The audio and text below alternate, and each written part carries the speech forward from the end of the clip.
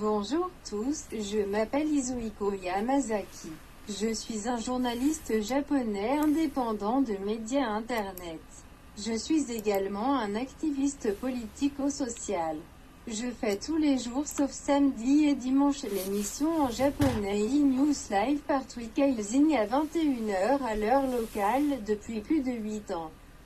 À chaque émission j'ai environ 1000 spectateurs. J'ai commencé l'émission franco-japonaise le 7 octobre 2015 pour le but de m'adresser directement aux 220 millions de peuples francophones dans le monde entier pour faire les savoir la vérité cachée et inconnue sur le Japon et sur le monde. Le sujet du 21-1-2021: quelle est la meilleure façon de changer radicalement le monde pour le mieux? Numéro 1. Il s'agit de nationaliser à 100% les banques centrales de chaque pays et de transférer tous les pouvoirs de décision à la diète afin que les droits d'émission de monnaie ne puissent être utilisés que pour 1. La croissance de l'économie réelle, 2. L'amélioration du bien-être national. Pourquoi donc? En effet, le droit d'émission de monnaie, que les banques centrales de chaque pays monopolisent en tant que privilège de création de crédit, n'est pas utilisé pour l'économie réelle ni pour le bien-être national. Mais il est utilisé pour 3. L'économie financière et 4. Les banques privées, les grandes entreprises et les riches. Comment est-il fait? Dans le cadre du Japon, c'est le mécanisme habile suivant dans lequel le gouvernement, les banques privées et la Banque du Japon deviennent une clinique et s'emparent des actifs nationaux et détruisent l'économie réelle et élargissent l'économie financière. 1. Le gouvernement émet une quantité énorme d'obligations d'État chaque année au nom du comblement du déficit budgétaire, obligations d'État déficitaires, de la croissance économique, obligations d'État FILP et obligations d'État de la construction, et du remboursement du principal des obligations d'État, obligations des refinancements.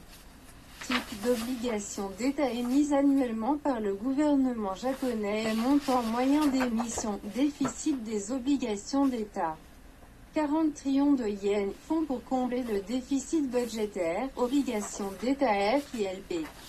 20 trillions de yens, ressources financières pour le financement des institutions financières, obligations d'État de la construction.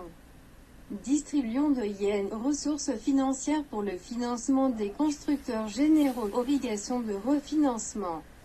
110 trillions de yens, fonds pour le remboursement du principal des obligations d'État arrivées à échéance totale 180 trillions de yens. 2. Les banques privées garantissent toutes les obligations d'État émises par le gouvernement avec intérêt et les prêts au gouvernement.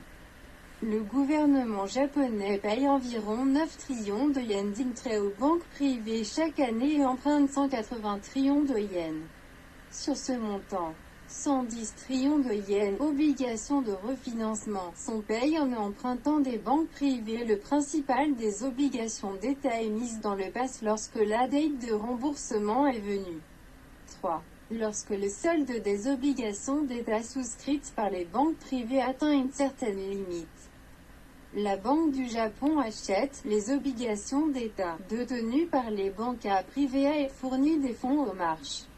À ce stade, le bilan de la Banque du Japon est équilibré en transformant la dette contractée au moment de l'émission de la Banque du Japon en un actif, en achetant des obligations d'État. En mai de l'année dernière, 2020, le solde des obligations d'État achetées par la Banque du Japon à des banques privées dépassait 500 trillions de yens, ce qui est de loin le plus élevé parmi les banques centrales des principaux pays développés. Le solde des obligations d'État de la Banque du Japon à compter au mai 2021 devrait dépasser le PIB réel du Japon de 526 trillions de yens. 4.